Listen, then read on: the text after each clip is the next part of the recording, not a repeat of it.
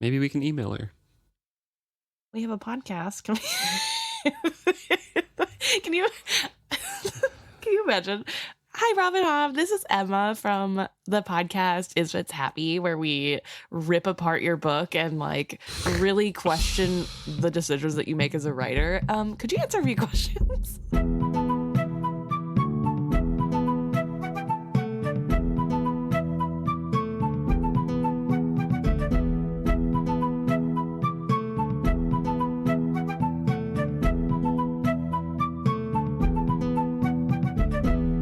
Welcome back to another episode of Is Fitz Happy. I'm Luke. And I'm Emma. And this week we are discussing Chapter 12 of Madship, The Portrait of Vivacia. This is like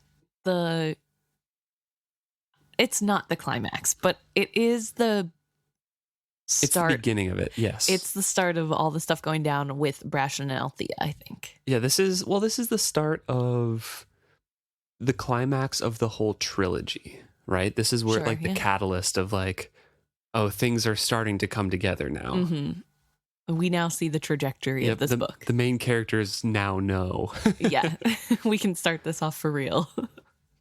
We start with Brashen, as Emma mentioned. And it's Brashen backing up his captain, Captain Finney of the Spring Eve. He is in his head about this. They are in the cabin of the Spring Eve right now. And Sincure Falden is spreading out wares in front of them for the captain to buy and then sell to other ports. Right, which Sincure Falden was the one who offered his daughters to Kennet. And Sorkor. Yep. Also, I want to point out that during this section, Brashen is kind of recapping how he got here, which is a little odd because this is not the first time in this book that we've heard from Brashen. And in fact, last time we heard from Brashen, the captain of this ship was offering him a position in a secret under the table pirate gig on top of their already under the table pirate gig that they're doing. Right. Yeah. Captain Finney wanted him to broker deals in Bingtown since he had Bingtown connections to sell stuff there, which is usually a no-go for pirates. Right. But it just strikes me as a little odd because he does talk about how he got to work for the captain and what the job is and what he thought the job would have been, which I don't know. Like I said, I think we've already been over that. And considering this is like the third or fourth time we've heard from Brashen, it kind of feels like a weird place to put a book recap of last book. But it's a little bit more roundabout than some of the other recap parts that we've had. It's different parts of what Brashen is thinking, but it kind of treads the same line a bit. Yeah, and I think it probably is because we actually haven't heard from Brashen in several chapters and a lot has happened, so it probably is to remind you what's going on, especially if you randomly decided to pick up book 2 instead of book 1, but I don't know. I thought it was an odd choice. So Sincure Falden is displaying his wares. He has his son displaying things as well, rolling out different goods around the captain's cabin here, and they are dressed as opulently as Sincure Falden is. Yeah, all 3 of his sons, which were not mentioned last time we met him with Kennet, if I recall correctly. I don't think so, but we're from Kennet's point of view, so he wouldn't have cared. Right. True.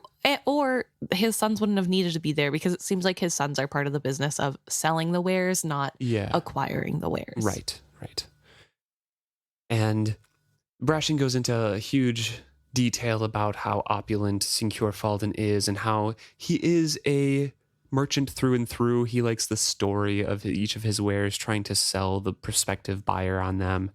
And his sons are a part of that showmanship, arranging their goods in an artful fashion. Right. And wearing clothes that are made from the bolts of fabric that they're laying out to show. So everything is part of a show and it's well done. Brashen is impressed, but not visually, because he doesn't want them to know that he is noticing that, I guess, because his role right now is to just look intimidating but affable at the same time, which is a hard line to tread. Right. So he is watching the youngest son, I believe it's the youngest, most closely because his job is to just pay attention for any funny business. And he Right. is on edge more than usual because 10 days ago he had to kill a thief on deck. So he is kind of on edge and worried about, well, he's suspicious about everybody and he doesn't want a repeat of that. Right. And when he talks about what happens with the thief, he mentions that he had to spill the thief's blood. And he is reassuring himself that the man made him do it by trying to steal. Yeah, I guess it doesn't say he kills him. No, He just it sheds his blood. Right. But I don't know. As guilty as he seems, it feels like maybe he killed him. Maybe not. Maybe I'm overlooking it. Maybe Brashen would feel guilty for hurting someone. But the whole thing reads very Wintrow, like, it's not my fault. I didn't make the decision. They made the decision. And then I felt bad for saying that because later we get Wintrow's point of view where his dad is like, you always blame everybody else. And I'm like, oh, I don't want to be a Kyle. But yeah, this whole scene. Yeah, Brashen says, the man had forced him to act. He could not have simply stood by and let him rob the ship, could he? Yet Brashen could not shake the uneasy notion that he should never have taken this berth. If he had not been here, he would not have had to shed blood. So he's kind of just in his head wrestling about, like, I shouldn't have done this to begin with, and then that kid would have been fine. Yeah. So I don't know. I do feel bad for Brashen though, because he is trying to wrestle with the guilt of hurting somebody else for kind of no reason. I mean, I guess the guy was a thief, but yeah. So this is where Brashen goes into a little bit of a recap again about what the Spring Eve is, what it traffics in, and who Captain Finney is. Yeah, I do want to mention he specifically states here, where would he have been if not on the ship? He had not known where this job was leading. And I thought that was a really interesting thought to hear from Brashen because he knew this was a shady ship to begin with, right? A bit shady, but he didn't know exactly, and he felt like he was too suspicious. And remember, he was sinned and addled. I mean, he still is, but he was also drinking a lot. There. I guess I just thought whenever he first comes on to the scene, whenever he first gets on the boat, that he knew right away this is probably, I think it's the probably in there is the thing. He didn't know for sure.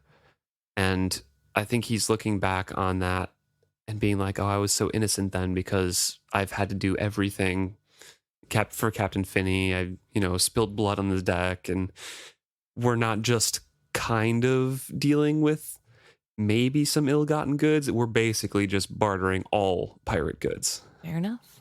Yeah. So I think it was just kind of like, I thought maybe we would do it once in a while, but no, that's like exclusively what he does. Fair. Yeah. I guess it's a good point. So he does talk about that, and he goes on to talk about how reality is grimmer than what he thought, and Captain Finney is still kind of an enigma to him. Yeah. As for Finney himself, Brashen still could not fathom the man. He wasn't sure if Finney had decided to trust him or was testing him.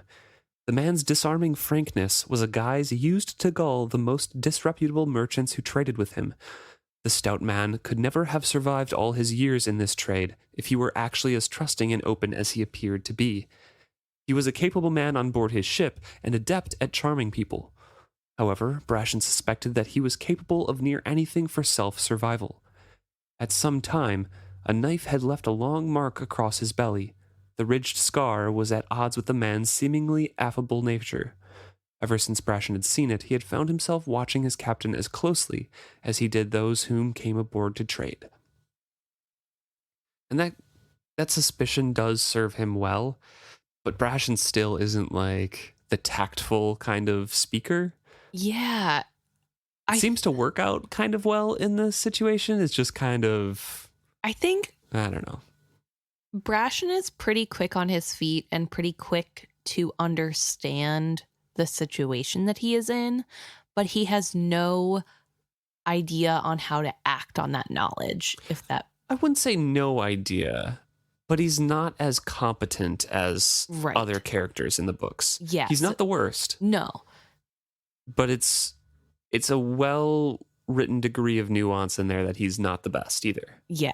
So that's more what I meant, I guess. Yeah. Not that he's horrible or he can't do it, but it feels as though that's where he falls short. Yeah, Where often Robin Hobb writes like, oh, he said that too roughly or too quickly, just little touches here and there that he's not the best at dissembling. Which I kind of appreciate, because I do think it's nice that not all of the characters are perfectly adept at manipulation and understanding the situation, like Malta or Kenneth. Not every character is like that, so it is good to get the in-betweens. Yeah. And I don't know, so I really like Brashen for that reason, that he isn't perfect, and he definitely has his Achilles heels in being not confident enough, I think. Right.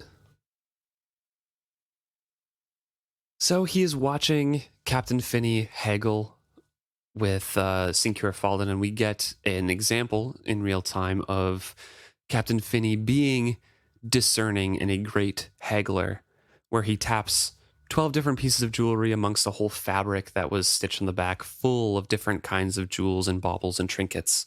And he says, yep, I'll take these 12, set them aside. Everything else is trash. And Sincure Fallen is like, Brashen notices that he's a little uneasy around the eyes as he's like, okay, this is going to be harder than I thought. Yeah. So Captain Finney's whole deal is that he likes to play dumb, and then as soon as it's time to negotiate, he takes the merchants for all they're worth. Yeah. Brashen himself did not see the advantage to such a tactic. When he had worked for Ephraim Vestrit, his captain had told him, always leave enough meat on the bones that the other man is also satisfied. Otherwise, you'll soon have no one willing to trade with you. Then again, Captain Vestrit had not been trading with pirates, and those who disposed of stolen goods for pirates. The rules were bound to be different. Which I guess is true, because he's made deals with Sincure Fallen before. Yeah, but you would think then that Sincure Fallen would not have been surprised at the sudden Maybe cutthroat nature. Every single time he tries to pull the wool over his eyes, just like, I'll bring out these other ones too. They look good, and maybe he's not used to Finney buying jewelry. I don't know.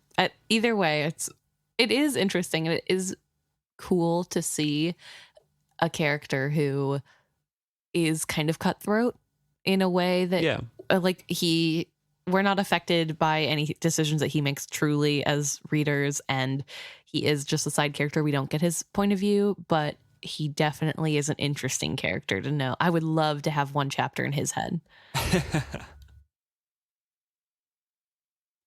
Brashen talks about where they've been so far. He talks about the Cursed Shore, which they've been kind of leisurely making their way up from Candletown along. And he talks about the quote-unquote coast of the Pirate Isles. And this is where the description of the geography comes in, and what we've talked about before. He says the whole section of coast, known as the Pirate Isles, was constantly in flux.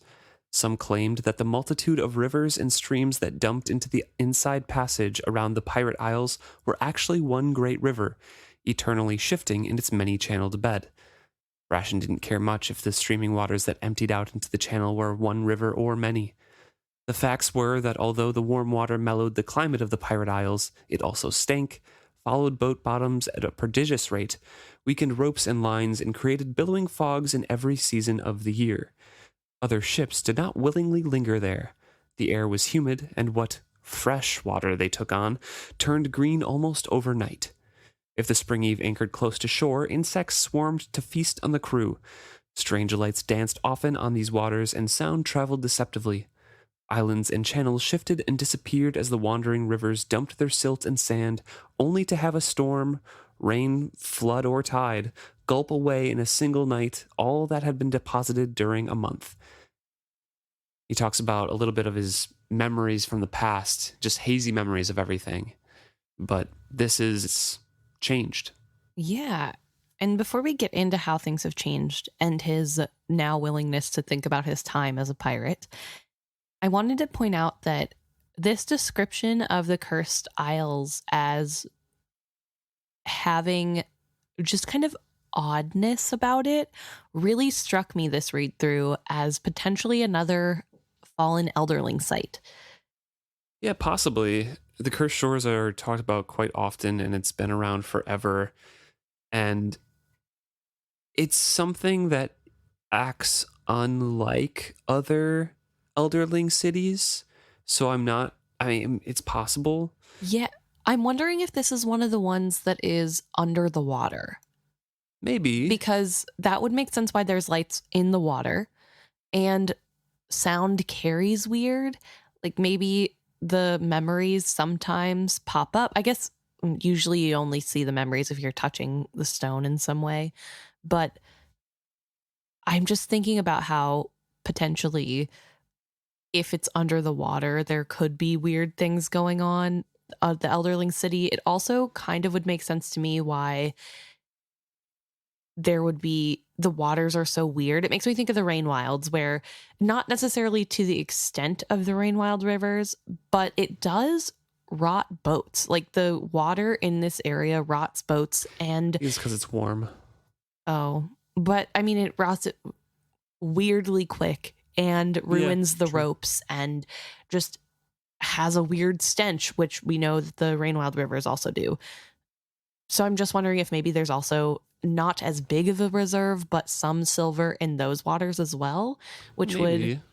would weaken the boats. Not enough, obviously, to hurt people and destroy boats completely, Yeah. but It could be like a tributary way further up in the same river. yeah.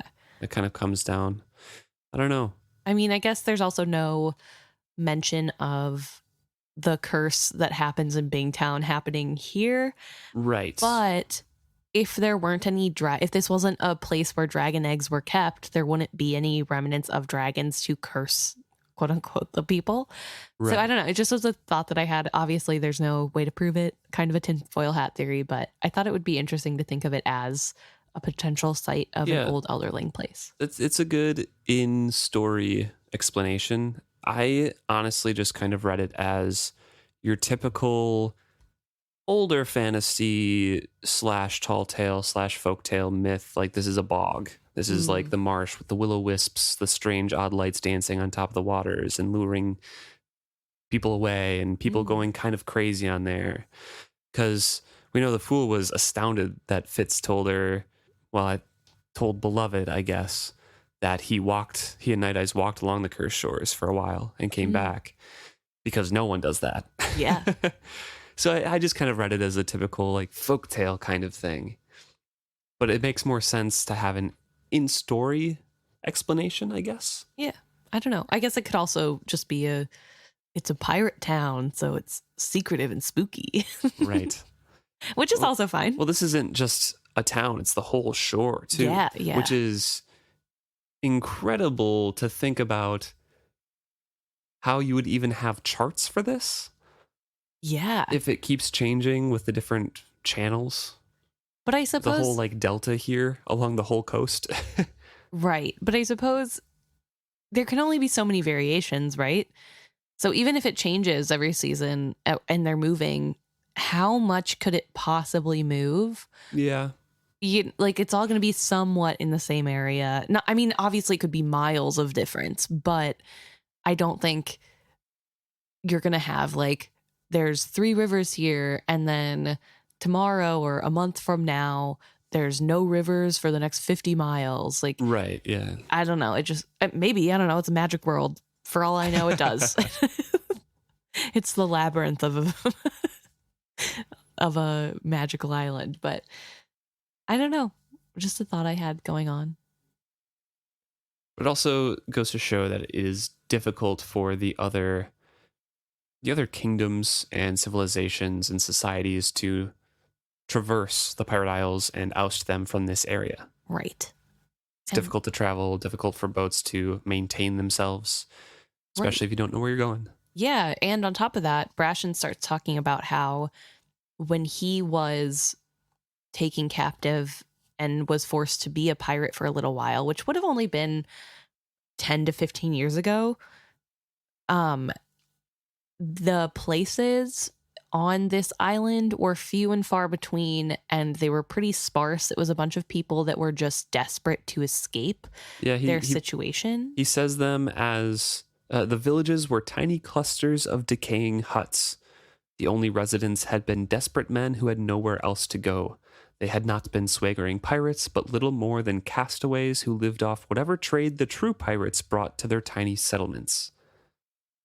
So that makes me think that that's another reason why people don't really know the cursed shores, and there's not a ton of maps, because even though there has always been pirates and a pirate problem, it's just the recent influx of growth that made them a real problem. And because nobody's really looked into it for now, of course, for now, there's no maps. There's just a lot of folklore and mystery around it. So this rapid growth is really, I think, what makes the difference. Yeah, and Brashen says that he can only marvel at how a few clusters of outlaw settlements had apparently grown into a network of towns. When he had been mate on the Vivacia, Brashen had listened skeptically to tales of permanent pirate settlements built on pilings or far up the brackish rivers and lagoons.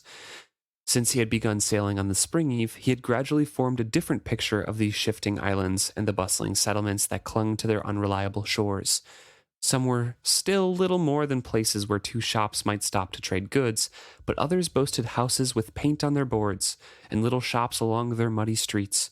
The slave trade had swelled the population and widened its variety. Artisans and educated slaves who had escaped Jamalian owners rubbed elbows with criminals who had fled the satrap's justice. Some residents had families. Women and children now formed a minor part of the population. Many of the escaped slaves were obviously trying to re-establish their lives stolen from them. They added a note of desperate civilization to the renegade towns. And so Brashen can see here the beginning of civilization, how things are starting to become a little bit more civilized and a little bit more like actual towns, with these educated slaves trying to build up their lives once again. It's not just renegades and castaways and people who couldn't actually cut it as pirates. Right.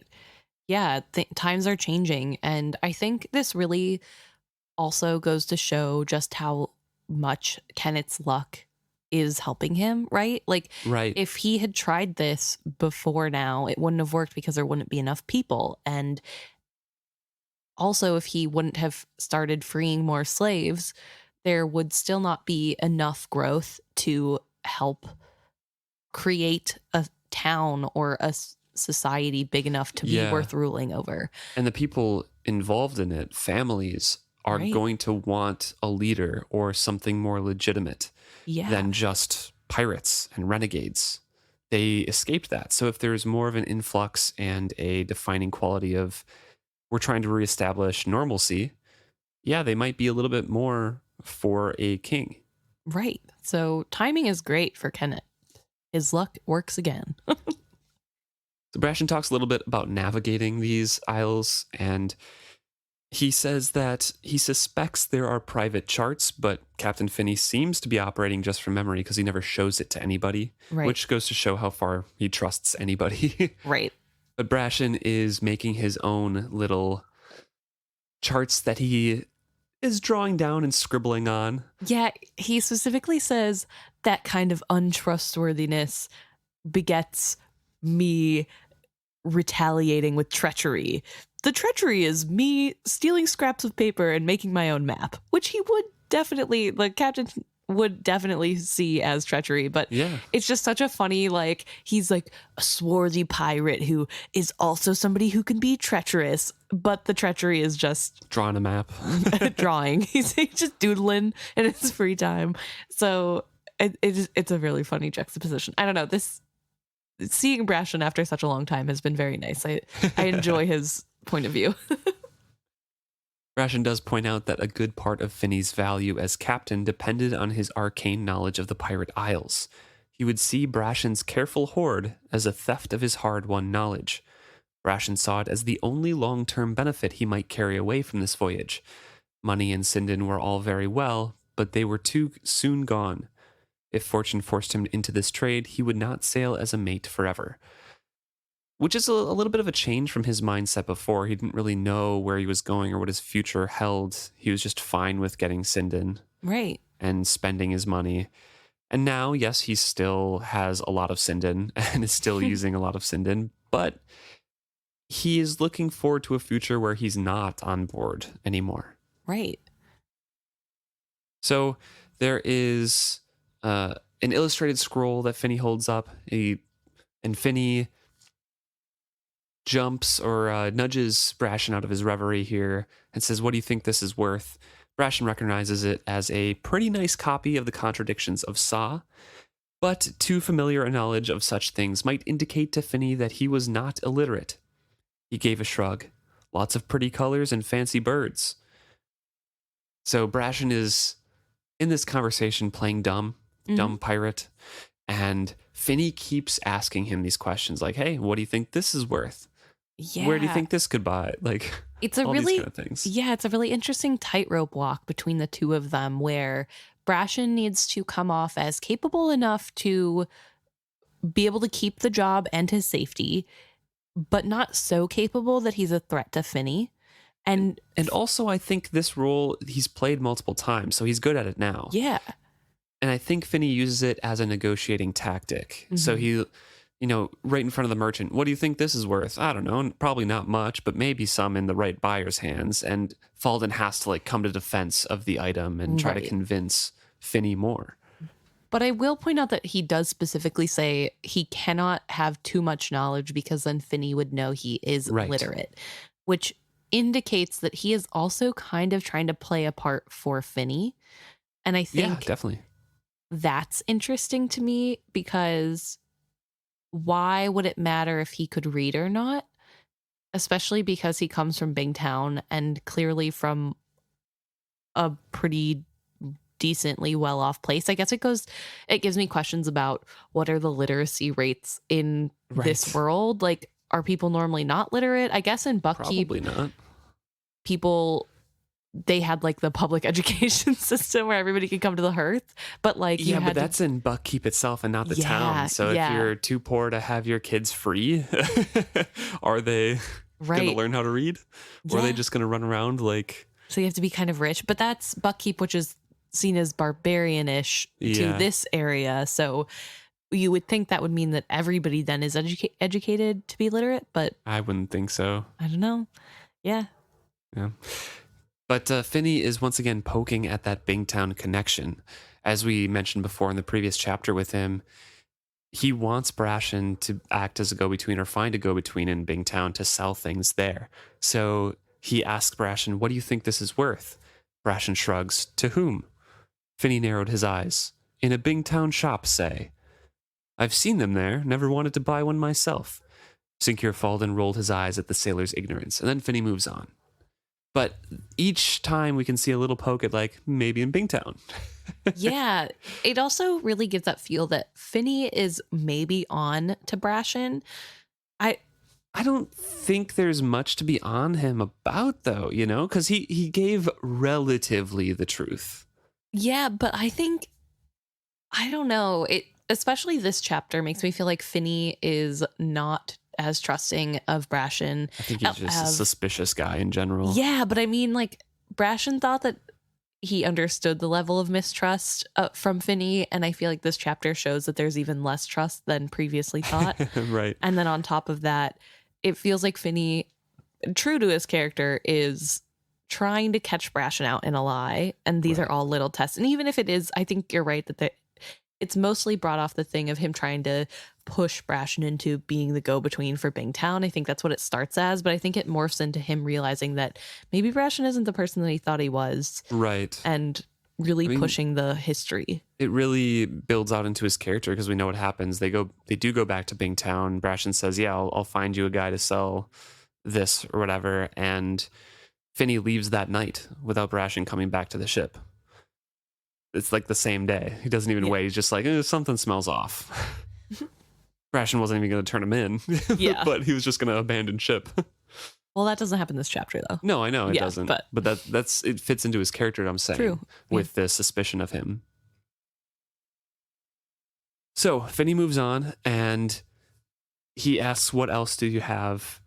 And Brashen is looking away at this point, and Finney is annoyed at something that Falden has brought out. He says, "It's broken. You know I only trade in the finest merchandise. Take it away." "Only the frame is damaged, no doubt in the haste of, salvaging it. The canvas is intact and quite valuable, I am told. It appears to be the work of a noted Bingtown artist. But that is not the only thing that makes it exceedingly valuable." His voice hinted at a great secret to share. Finney pretended disinterest. "Oh, very well, I shall look at it. A ship, now that's original. A ship under sail on a pretty day. Take it away, Signor Falden." The merchant continued to hold the painting proudly. "I think you shall regret it if you let this get by you, Captain Finney. It was painted by Papas. I am told he accepts few commissions, and that all of his canvases go dearly. However, as I told you, this is even more unique. It is a portrait of a live ship. It was taken from a live ship." Brashen felt an odd little sideways wrench in his gut. Althea had commissioned a portrait of Vivacia from Papas. He didn't want to look. He had to. Foolish not to. It could not be what he feared. No pirate vessel could ever overtake the Vivacia. It was. Brashen stared, sickened at the familiar painting. So he now sees the painting that hung in Althea's stateroom on the Vivacia in the hands of a pirate broker, merchant, saying it was taken from that live ship. Right. And this really gets to Brashen. He's really freaking out because this is Althea's property, and he can't believe Althea would have left it on the ship, which means maybe she got back on the ship and then it was overtaken by pirates. And he's really spiraling of what if Althea's in danger? How did they get this painting? And what if she's in danger? And he's really trying not to believe the worst. He just can't wrap his head around how this could have happened. Right. But he does also acknowledge that it's possible Althea left the painting on the boat. But that still means his old crewmates are in trouble. Right. He finishes his thinking saying that logic told him that it was taken off the Vivacia, but he doesn't know how pirates could have caught up to the live ship, because that just doesn't happen. Even before she had quickened, Ephraim Vestrit had been able to show her heels to anything that even considered pursuing her. Quickened and willing, nothing should have been able to catch her. So Brashen doesn't think it's possible. Although I think it's very important that quickened and willing is the main caveat. And also he doesn't know that Vivacia was being used as a slave ship. Right. And how it got taken. Obviously this scenario was special circumstances. Yeah, it was really the perfect storm, literally. But that caused Vivacia to be overtaken by Kennet. So he's staring at this painting, and all of a sudden, "You know the ship, Brash?" Finney asked in a soft, friendly voice. The captain had caught him staring at the painting. He tried to make his look of dismay seem one of puzzlement. He knit his brows deeper. "Papas. I was looking at that name thinking I knew it. Pappas. Pappas? Nah, Pape. That was the fellow's name. Terrible cheat at cards, but a good hand aloft." He gave Finney a shrug and a half-hearted grin. He wondered if he had fooled him. "It's a live ship out of Bingtown. Surely you knew her. Live ships are not that common," Finney pressed. Brashen took a step closer, peered at the painting, then shrugged. "They're not that common, true, but they tie up at a different dock from the common ships. They keep to themselves, and idlers aren't too welcome there. Traders can be a snooty lot." "I thought you were trader born." Now both of them were looking at him. He spat out a laugh. "Even traders have poor relatives. My third cousin is the real trader. I'm just a shirt-tail relative, and not a welcome sight on my family's doorstep." "Sorry, what's her nameplate say?" "Vivacia," Finney said. "I thought that was a ship you'd served on. Didn't you say as much to the agent back in Candletown?" Brashen cursed his Sinden-fogged memories of that meeting. He shook his head thoughtfully. "No, I told him I was made on the Vicious Vixen. She was out of Six Duchies Harbor, not Bingtown. Not a bad vessel if you like living with a bunch of barbarians who think fish head stew is a real treat. I didn't. Finney and Falden both chuckled dutifully and changed the topics. Yeah, so first of all, I want to ask, do you think Brashen is telling the truth when he says that live ships are tied off at a different dock? Yeah, I think so. Okay, so I think that answers the question that we've had running up into this point of why wouldn't people of Bingtown know more about live ships and like be less surprised by them, I guess. Now I'm questioning myself in my answer of yes there, because I feel like, well, we don't get descriptions of the other ships when Althea goes to the dock or when Amber goes to the dock or anything like that. It's just like, oh, and then they were next to Vivacia, and that's about it. So I'm not sure. Also, I don't imagine there being a ton of docks. So I would guess that the original Bingtown docks were like, this is old trader stuff. And then the three ships people that moved in are like, you can have your own dock somewhere else. Yeah, I guess that could be true. And it is the old traders we're talking about. Yeah, I mean, I wouldn't be surprised. They have their own Rain Wild street to sell their wares on. I don't know. Well, anybody can go down there. Yeah, but I mean, they have their own little separate, you know what I mean? Like, they're all about separation. So I wouldn't be surprised if it was true, but I think if it is true, it does answer that question of how there's so much mystery, even if you're from the place. Because if you're not in the family and allowed to be on that dock, you're probably not going to be able to converse with a live ship or understand what they're like. But Althea also is able to easily sneak onto that dock. So that makes me wonder if it really is something that's... I don't think it's like closely guarded and off limits. I think it's probably a separate section of the same dock, I would guess. Just like, live ships are over here. You guys have to walk a little bit further, you know, that kind of thing. That's what I'm guessing, at least. Just not completely segregated, but... Yeah. There's not a gate to get... Yeah, exactly.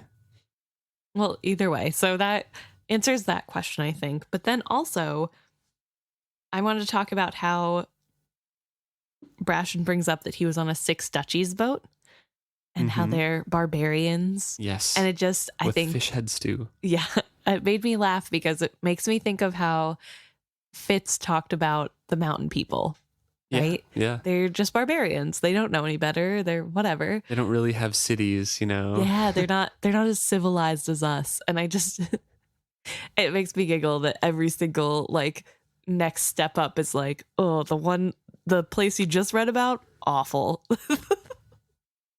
So yeah, I thought that was fun. Also, do we know, has the Vicious Vixen, is that a real boat and has it been mentioned before? I didn't think so, but it sounds familiar in a weird way. I was wondering if it was the one named after Kettrikin. Do you remember how like she got her own ship named after her after she fought while pregnant? Maybe. But maybe I'm wrong about that. I think that Brashen just made up a name that was a V name, VI name, just to...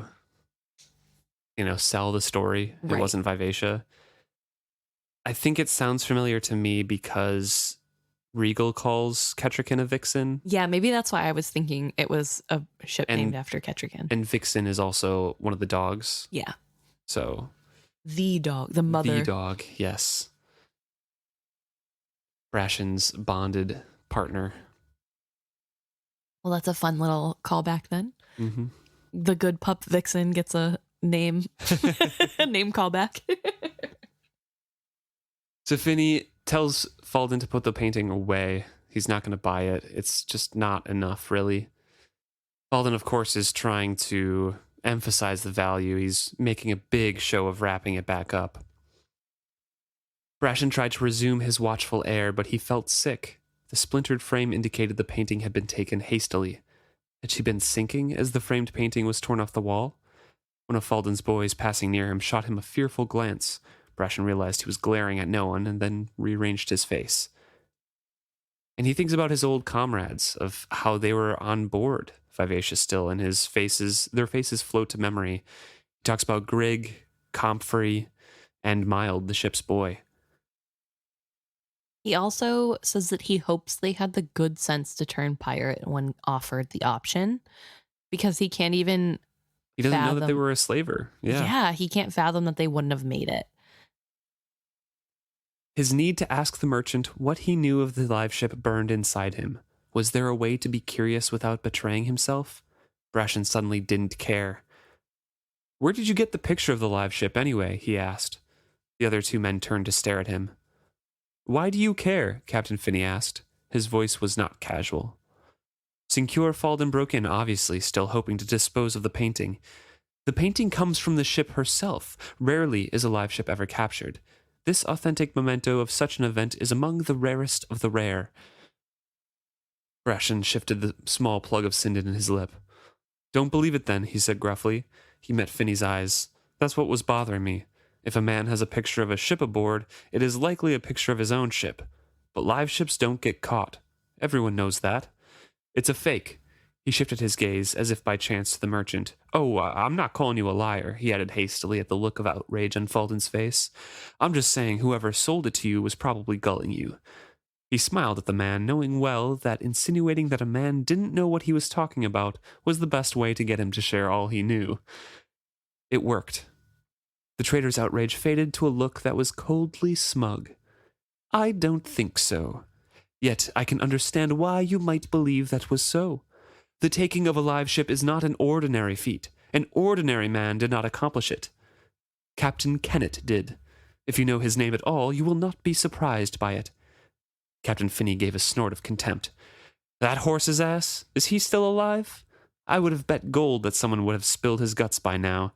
He isn't still spouting that nonsense about becoming the king of the pirates, is he? For the first time, Brashen suspected Sinecure Falden's affront was genuine. You speak of a man who is all but engaged to my daughter. I have the highest regard for Captain Kennet, and am honored that he gives me the exclusive privilege of selling his goods. I will hear no disparagement of him. Finney rolled his eyes at Brashen. Then you won't hear me say anything from me about him. The man is insane, Sinecure. He's a top-notch captain, and he runs a tight ship. I won't fault him there. Last year, there was all that wild talk about him saying he was destined to be king of the Pirate Isles. Rumor was that he'd gone to the other island, and got an oracle to say it was so. Well, you know how much we all want a king. Faugh. So he talks about that a bit, and talks about the normal stuff that we heard in the first book about the opposition to Kennet, of like, these people don't want a king. He seems a little crazy. I find it really interesting because I think this is the first time we've heard third party talk about Captain Kennet in depth without Kennet being in the room. True. And so this is kind of a really good look into his reputation, I guess. And it's still on the edge. It's not really there. Yes, he has support from the formerly freed slaves, but Falden is the one, boosting him up here, and he has very close ties to Kennet. Yeah, he's the one trading in the goods, so of course he cared. And I mean, I think Falden later, as we'll get into, talks more about why he likes the idea of there being a ruler. And I think he talked about it, maybe it was later, but I thought it was before, where he talked to, I thought it was Kennet, about like being able to make more money because he'd be legitimized. Yeah, that happened. But in this chapter, he also goes on to talk about it in more detail. That part, yeah. But I think that's really important because we're seeing people who wouldn't have been in the towns as much. So people like Captain Finney, how they still view Kennet is probably what used to be the larger population's opinion. Yeah. Good captain, little bit too big for his britches. Yeah, he's a little crazy, which is really interesting because I think Kennet sees himself as someone who is very intimidating and has his own sort of notoriety, I guess. And so it's interesting to hear that he is a famous pirate. I think that's safe to say. Yeah. But he isn't necessarily an intimidating famous pirate. Like they're not amongst other pirates, no. Yeah, it's because he thinks that his image is very That's why he's very concerned about it. Yeah. So I just found that really interesting that he's all like, I need to be the most intimidating guy in the room, and I'm so good at manipulating people into thinking I'm intimidating and strong. And people don't necessarily think that. They just think they think he's a good captain. He is. I think we've definitely seen. Yeah, he's a great captain. That he is good at what he does. It just is one of those things that's kind of funny to know that he isn't as intimidating as he thinks, and people don't think of him as intimidating as he thinks. But he does still have a reputation that precedes him. Yes. And Finney goes on to talk about all that kind of stuff, and then also talks about the satrap and the Chalcedean patrols. Yes. So he says that the kid, meaning satrap Cosgo, doesn't even have the sense to keep it a Jamalian problem. No, he invites in Chalcedean privateers supposed to clean us out of here, but all they're really doing is picking off the best cargoes for themselves and leaving us to take the blame. So he's kind of blaming Kennet for that as well, driving up the, freeing the slaves. Right. And then having the satrap kind of crack down on the rest of the pirates and leaving even less cargo because the Chalcedeans are just stealing some anyways. Yeah, and interestingly, Finney does make mention that like he feels bad for slaves too, obviously. It's really sad, but he doesn't want trouble. And that's what Kennet is bringing by freeing the slaves. King of the Pirate Isles, sure. That's just about exactly what we'd expect we'd get from a king. More dung raining down on us.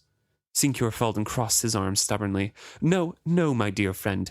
Far be it from me to disagree with a customer, but you are not seeing the larger picture. Kennet has done great good for us all.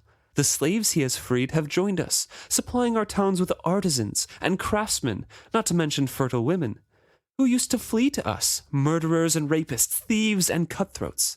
Those few honest men who ended up among us have had to do as you and I have done, devise a way to make an honest living in the midst of disorder. Kennet has changed all that. He swells our town with folks who ask no more than a chance to live free again. He will make of us a nation rather than a collection of bickering outposts for renegades and refugees. Yes, he stirred the satrap's wrath. Those among us who so blind as to think we still owed loyalty to a drug-lulled boy who is ruled by his women and advisors now see him for what he truly is. His actions have shattered that sentimental fealty. All of us are coming to realize that we owe no loyalty at all to Jamalia, that our concerns should be only for ourselves. And a grudging agreement spread over Finney's face. I don't say he's all bad, but we don't need a king. We've done fine running things ourselves. Why would the people of this area feel any sort of loyalty towards Jamalia? I don't know, and I think that's why Falden makes the point of saying that those among us so blind as to think we still owed loyalty. So it's just like any last remaining shred of attachment to Jamalia has been severed by these actions. Interesting. Also, quick question. What do you think Falden did to have to flee here? I don't know. Because also he's talking about like upstanding citizens and honest people like you and I, Finney. Falden. Yeah. He was probably some like tax evasion or something. That's what I was going to say. I'm like, it has to be like tax evasion or like a petty crime. Like, I don't know. I just was thinking about it because I'm like, I think Kennet mentioned that his wife was from Divvytown, right? I think so. Yeah. Yeah. So I don't know. It just was an interesting thing of like, you have these people who there's a group of them that feel superior to others. So why would that be? And I'm like, well, they must be the white collar criminals. Yes, exactly. Exactly. All these blue collar criminals come into town and make us look bad. These nasty people. Brashen dredged up a fragment of half-forgotten gossip. Kennet, isn't he the one who kills everyone aboard a ship when he takes it? Not always, Falden objected. Only on slave ships does he kill the whole crew. But there is a rumor he has spared some of the live ship's crew, although she was a slaver. The ship was joyous at being rescued. Now she dotes on Captain Kennet. A live ship was being used as a slaver, and when she was captured, she abandoned her loyalty to her family, Brashen shook his head, amused and disdainful. He spoke to his captain. I may not know this particular ship, but I know enough of live ships to tell you those two things cannot be true. And Falden says, but they are. If you don't believe me, Divvytown's just a day or so away. Go there because the live ship is there right now. Mm-hmm. You can go talk to the live ship itself. Yeah. And I have more goods there. Yeah, so definitely come shopping. I think this is, again, goes to show how little Kyle knew going into this, because even Brashen knew that you shouldn't make a live ship. I mean, he was raised as the heir until he was like 14. Yeah, but like, is a 14-year-old given all the secrets of a live ship, or does he just know that because he worked on a live ship? You know what I mean? Probably not the secrets, but yeah, he worked on it. He was probably on his family live ship before and talked about. Do they have a live ship? Actually, I don't think they have a live. It doesn't ever talk about what's his name, the other Trail boy. That's true, Serwin. Yeah, I guess they don't have a live ship, but he's probably from his time on Vivacia, I guess. Then yeah, so that would be where. But that's why I'm saying, like, it's odd to me then that Kyle would know nothing. I know that, like, he only had 2 years before Ephraim died on the ship, but like, he had 2 years on the ship and he didn't learn anything about it. I guess it wasn't alive yet. We know Kyle yet. Doesn't want to learn, right? All the other people are dumb. He's the only smart person. True. So only he can save everyone. Yeah, so that stood out to me a lot. And then also I want to talk about how the stories of Vivacia from Alden are about how she dotes on Kenneth, and anyone who talks to her in the harbor, she only speaks well of Kenneth. Yeah. I think that's also super interesting. Yeah. Because it really goes to show how much Kenneth does have an influence over her, I think. Oh, yeah. She's linked to him now, right? They have a bond. Yeah. It just is such a weird thing for me. And it feels really odd. Again, it's just a perfect storm of situations happening to where Kenneth is able to do all these things and take over the bond and actually own a live ship. I don't know. I found that really interesting to hear that the rumors are even of people who don't know much about live ships are like, oh my gosh, this live ship is in love with Kenneth, so how bad could he be? Right. It's crazy. I don't know. So Brashen says, those decisions are up to the captain. Finney has to, decide if we go to Divvytown or not. And Falden, presses the issue a bit, saying, yeah, I have all my wares. My warehouses are full there. Everything's good, you should come. And Finney makes a nondescript noise, and Brashen kept very still. The glint of interest had kindled in his captain's eyes. There was the prospect of seeing a captured live ship, perhaps even speaking to her. Given that sort of proof, and Falden's assurance that the painting was the only trophy of its taking, he'd probably buy the portrait. Rarity always brought coin. So Finney says, set it aside, and I'll talk to the live ship. If everything sounds good, I'll probably buy the picture. Now let's get back to business. And we move points of view. So they make the decision to go to Divvytown, and Brashen directed the conversation to his liking to get confirmation of what had happened, and now he can see proof. Right. Yeah, and I think this is the start of the downfall of what little trust he had built up with Finney, Captain Finney. A little bit. I mean, at the end of the chapter, he makes his one more play, and everything goes well. Yeah. Finney still trusts him to go to Bingtown, so. Yeah, no, I definitely just think that this is enough of a weird occurrence that it stuck out in Finney's mind. Definitely. Then we switch over to Wintrow's point of view. Wintrow is on the Vivacia in Divvytown, and there are lots of changes being made to the ship. She is being rightened. All of the crowds of slaves have left the ship and have been replaced with crowds of carpenters, and she is looking better than ever. She's clean. Being restored, woodwork fixed up. Stains are always going to be there, the blood stains, and the ship won't forget those, but the evidence of the slaves is going to be gone, including the stench. Yeah. He talks about how Sorkor is kind of everywhere on the ship, just making his presence known, going around and making sure everything is going smoothly. And then a little less evident, but still there, is Etta. And she is just as commanding. She is also going around the ship, and Wintrow is kind of expecting her to be mean and catty to everyone, and that's just her leadership style because that's how she is to him, and is very surprised to find out that she's actually pretty soft-spoken and really good at praising people for doing things correctly. Yeah, he says that deckhands beamed at a word of praise from her, and also instead of that tone he expected, he discovered that she had a great talent for both charm and persuasion. He also detected the careful line she walked to get tasks accomplished to her satisfaction without interfering with Sorkor's authority. When the mate and the captain's woman were in proximity, they displayed both camaraderie and rivalry. It intrigued and puzzled Wintrow. Both their bond and their dispute was Kennet.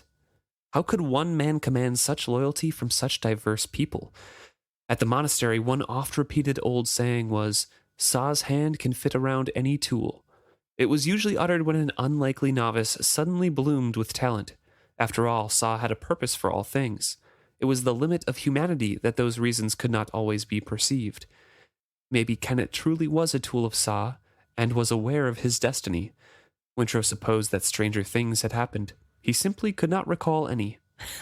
This really made me laugh because Wintrow's like, maybe Kennet's Jesus. Like, Well, I don't think I would go that far, but yeah, it's a funny thought.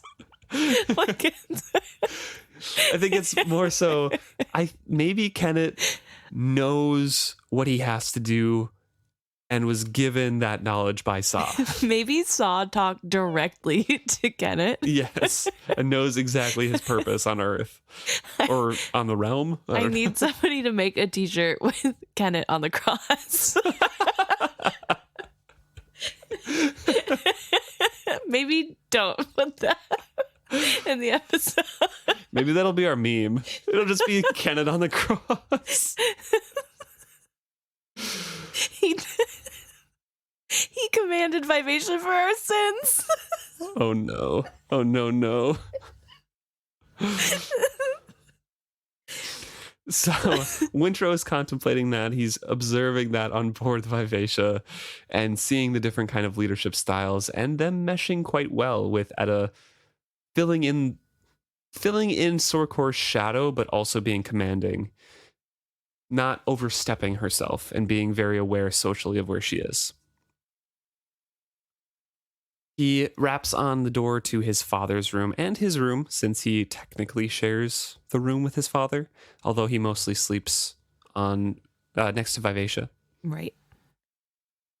He says to his father, "You should open the window."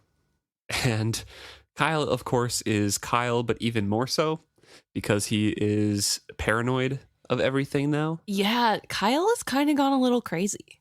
A little bit. But Wintrow, I think, overstates it. I mean, I don't know. It's hard to, because obviously bad things have happened to Kyle. Oh, yeah. Like, I'm sure, not PTSD downplaying that. Whatever. And very traumatic. Yeah, obviously this is not an easy situation to grasp. But he also isn't sane when it comes to Wintrow talking to him. Like, Wintrow Right. is the worst possible person to have to be his caretaker, because he has just got it in his mind that Wintrow is the enemy, and Right. there's like nothing Wintrow can do to change that. And Kyle needs somebody to blame, and it has to be somebody who he can control, and he feels like he still has control over Wintrow. Yeah.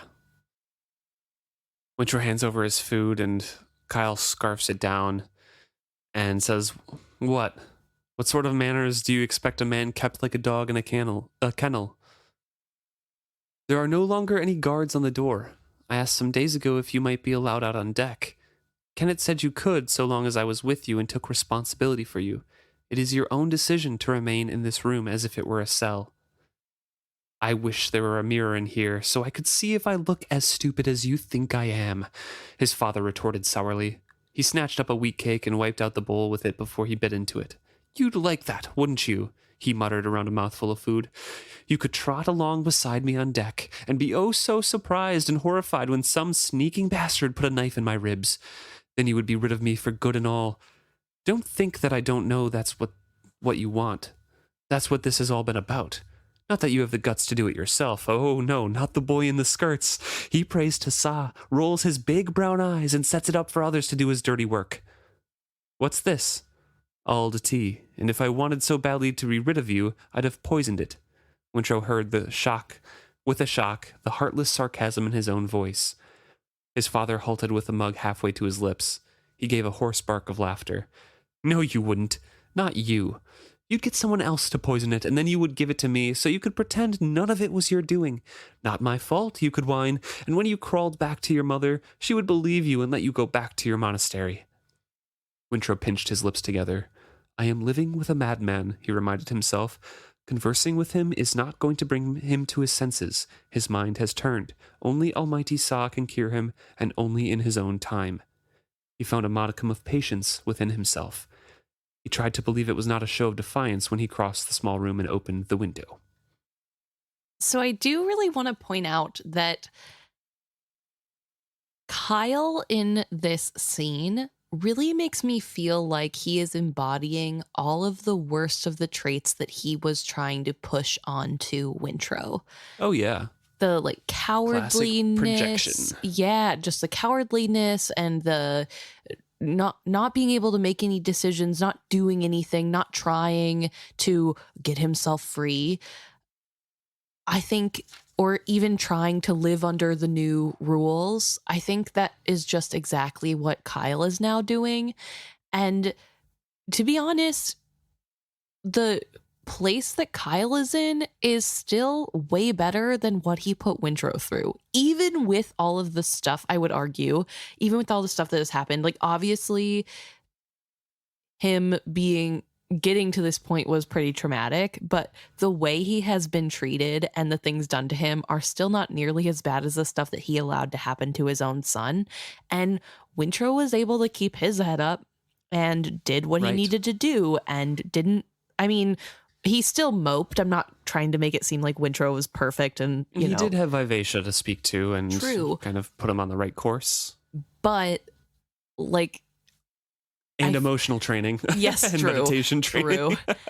But Kyle, the whole time, whenever he was in charge and Wintrow was going through this and being isolated and caged in a room, which was much smaller than the one that Kyle himself is now in, and just what Kyle is going through is marginally better than what his son went through. And the whole time he was like, you are such a baby, you can't even handle this much, be a man, grow up, don't cry, don't complain, take control of your life. And then whenever it's him in that position, it's not his fault, it's somebody else's fault, and he can't do anything because he's trapped. And it's the thing that he hates Wintrow for doing, he also does. Right. It's the Haven trait, I guess, of not admitting when you're at fault or not taking responsibility for your actions, I would argue. And so it's really interesting to see him embody all of the things that he is mad about Wintrow for having.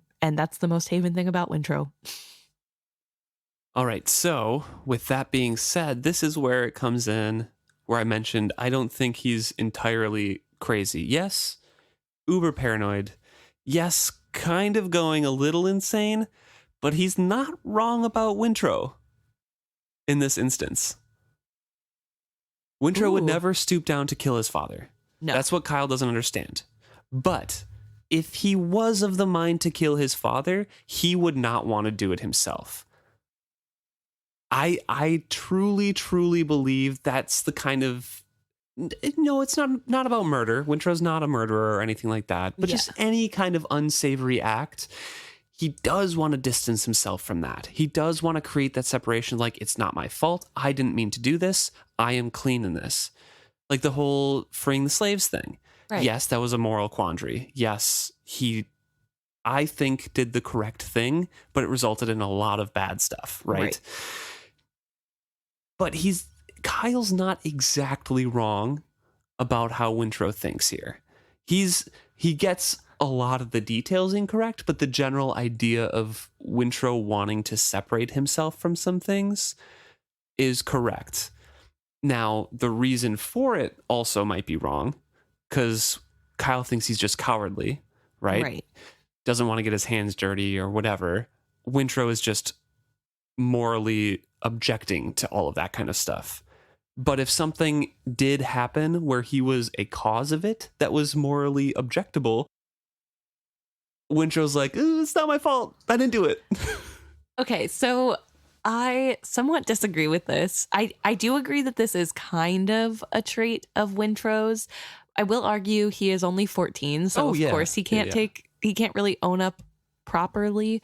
And I do think he eventually, in some cases, is able to admit to himself that these are just excuses that he's making. Right. Yeah, definitely. It obviously There's growth. Yeah, it obviously hasn't helped him in not continuing to do that yet.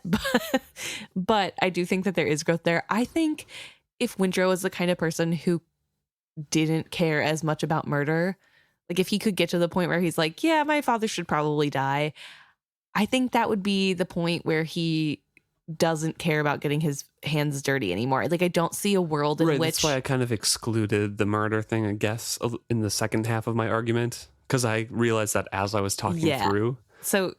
But just like morally gray, dirty stuff he wants to distance himself from. Yeah, but I would say that like he would not willingly give his father poison. Like if somebody was like, I'm poisoning your dad, you give it to him, he wouldn't do that. Like even if Kyle thinks he would.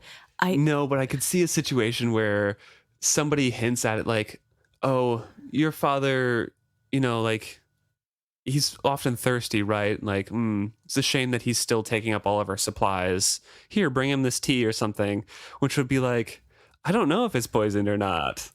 Maybe he's thirsty. Okay, sure. I don't know. I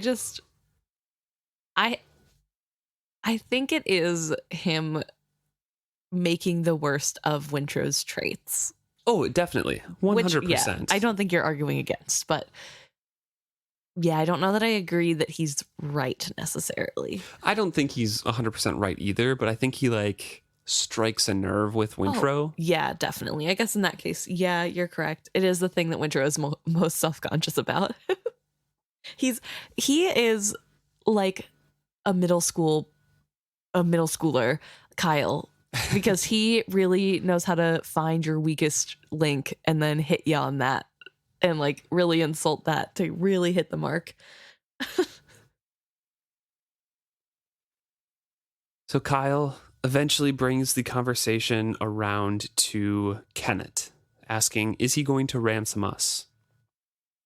And he's a little bit desperate in this rant as well, saying he could get a good price for us. Your mother could scrape up a bit, and the Divvytown traders would come through with more to get a live ship back. Does he know that? That he could get a good price for us? You should tell him that. Has he sent a ransom note yet? Because obviously he does want to get home. And Wintrow sighs, not this conversation again. He cuts swiftly to the meat of it, hoping for a mercifully quick end.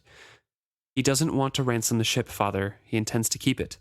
That means I have to stay with it. I don't know what he plans to do with you. I've asked him, but he doesn't answer. I don't want to make him angry. Why? You've never feared to make me angry? Wintrow sighed. Because he is an unpredictable man. If I push him, he may take rash action to demonstrate his power.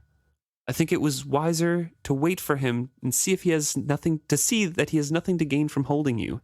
As he heals, he seems more reasonable. In time, I shall be little more than a living corpse, shut up in here, taunted and mocked and despised by all on this ship. He seeks to break me with darkness and poor food and no company save that of my idiot son. Wintrow picks up the tray of food and turns to go. And Kyle says, yeah, run away, hide from the truth. And then has the audacity to say, make sure you empty the chamber pot, it stinks. And Wintrow's like, do it yourself. Literally. Thank you finally, Wintrow, for talking back to your father. But this, I think that rant about in time I'll be little more than a living corpse again is showing like this is what Wintrow went through, and Wintrow's not fine, but like Wintrow survived it and didn't complain nearly as much. And Kyle does become way worse at the end of the trilogy, though. Yeah, no, for sure. But they like forget to feed him on Key Island, and he's can barely walk, and he's emaciated, and Althea doesn't recognize him when they bring him out. Fair enough. It gets worse for him. Locked in a basement for. Yeah, it gets worse for him. You're right. Okay, I think at this point in time, things are not worse than how he has treated his own son, and he is handling it way worse than Wintrow ever did. Right. And he thinks Wintrow is like poor excuse of a man, and whatever. And it's like, okay, then what's that make you, bud? Oh, I hate him. And I get the same amount of vitriol for Kyle as I do for Malta sometimes, because they're related. So I don't know, like father, like daughter. Yes, truly a daddy's girl. But what I find really interesting is his inability to understand why Wintrow didn't care to make him mad, but cares about not making Kennit mad. Right. Like, well, he's a pirate who killed everybody. Yeah, he literally murders people. You are awful, but you don't murder anybody. Like, I'll give you that, bud. You're not a murderer. So the worst case scenario of making you mad is him missing a meal and getting hit, right? He is a murderer, but not to Kyle, because Kyle considers slaves cargo. Yeah, I mean, Kyle isn't going out and killing people with his own hands, or he's a respectable merchant. Yes, he's not ordering people to be murdered. He just sometimes deals in people as his cargo and lets them die from sickness. That's completely different. Horrible. But I'm saying, in this case, worst case scenario for Wintrow, he makes his dad mad, he gets hit. Worst case scenario for Wintrow making Kennit mad, he gets murdered. There's a big difference. And the fact that Kyle thinks that he's even somewhat comparable to Kennit is very laughable. Yeah. In any sense of the word. I mean, even if you take away the murder part, like, Kennit's way better captain. But Papa is a dashing captain who will save us all. He knows better than all of you conniving ladies. Power-hungry women. Either way, I found it really interesting that that's why I'm like, he's got to be crazy. Are you serious right now? You don't understand why your son is afraid of a pirate? Like, how manly is it to not understand consequences to actions? I don't know. In Kyle's mind, though, Wintrow is cozying up to Kennit, right? Like, he's his new pal, his new best friend. So why not just ask him to ransom us? I guess, but it's like, it's so stupid, but that's what it is in Kyle's mind, right? That's what he says in the first. Right. But it's also like, Wintrow also listened to the gantry. Yeah. Wintrow and gantry got along just fine. It's basically that. Yeah. Completely different. You're his dad, dude. Like, I don't know. It just, Kyle. Well, I think we're going to cut it off there and pick up with the rest in the next episode. We'll, again, pick up with Wintrow, and he meets Sa'adar out in the hall. So we'll talk more about that, and then switch around to a couple point of views more. So thank you so much for tuning in and listening to us this week. If you have thoughts about if the Cursed Shore is or has an Elderling city nearby, or if it's just kind of the Cursed Shores and that's it. Yeah. Or the people's thoughts about Kennit and his reputation, please let us know. You can email us at isfitshappy@gmail.com, or you can message us directly at any of our social medias. We're at isfitshappy at Facebook, Twitter, Instagram, X, Instagram, Threads, YouTube. You can find us on any of those, or you can go to our website, isfitshappy.com, and we have the links all in there as well. Thanks so much. See you next week.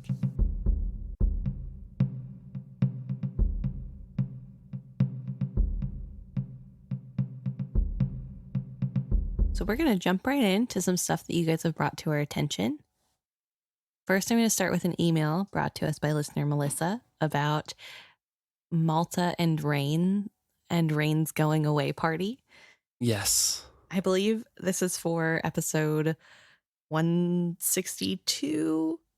No, we're on we're 166. yeah, 166. We're recording 167 right now. It was not that far ago. 168.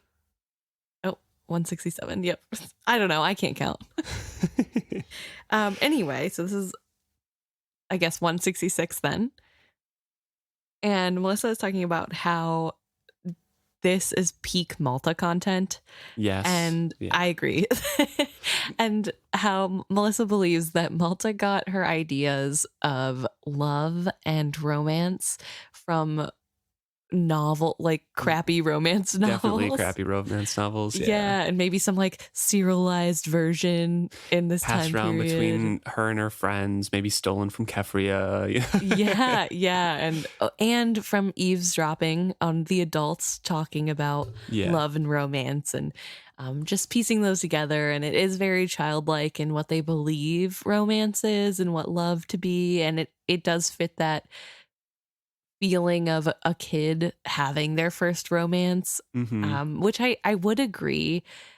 There's also where everyone is kind of blinded. She says the love is blind applies to everyone here, and they're all dumb young kids who are obsessed with the word love, and everything is the worst thing to ever happen or the best thing to ever happen. So they're just kind of over dramatizing everything. And she talks about Serwyn a little bit as well, and his part in it, because I think we were talking about that too, of just what's his deal? When did he become so obsessed with Malta?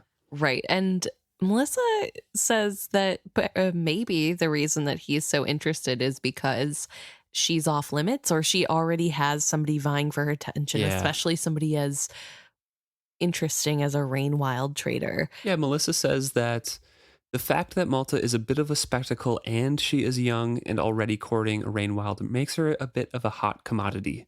Serwyn strikes me as a competitive type and, like all the others, a bit of a hopeless romantic that gets caught up in the society drama. All these well-to-do kids read too much trashy fiction. It's hilarious. And it's kind of true. I mean, Serwyn, I do like that read of him as well, because yes, he's had probably more time with Malta than Rain has had even.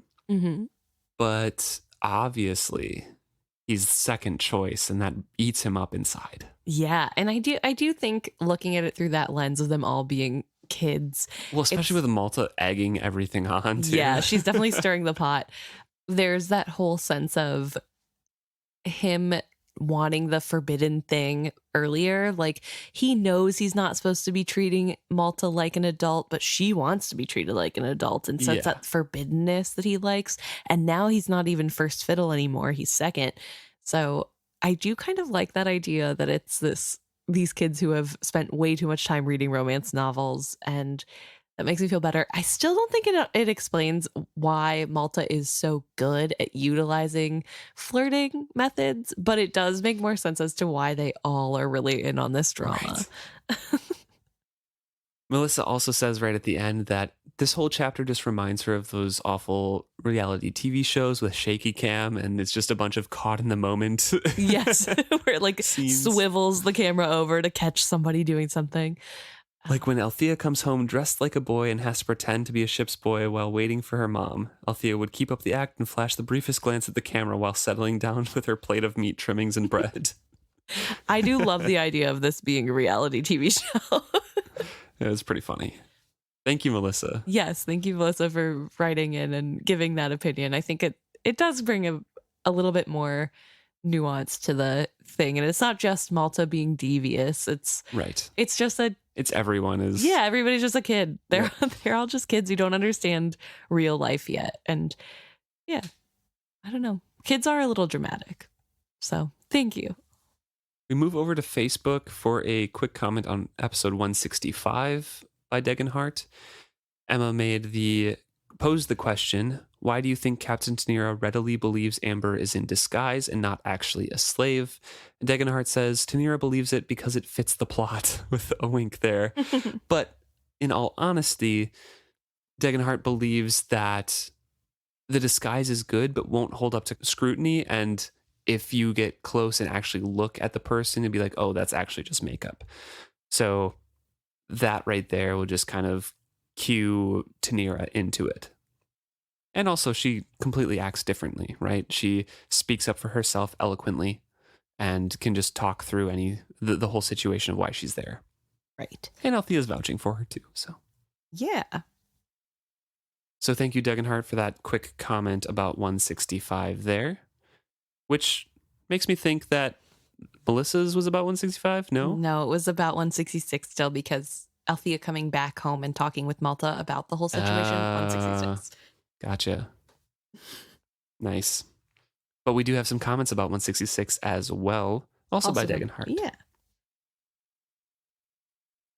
So this episode, in this chapter, we talked a bit about Althea's discussion with Amber, and particularly about the uncomfortable sections at the end where Althea's like, I don't want to talk about Brashen, and I don't want to talk about the Liveship Trader stuff.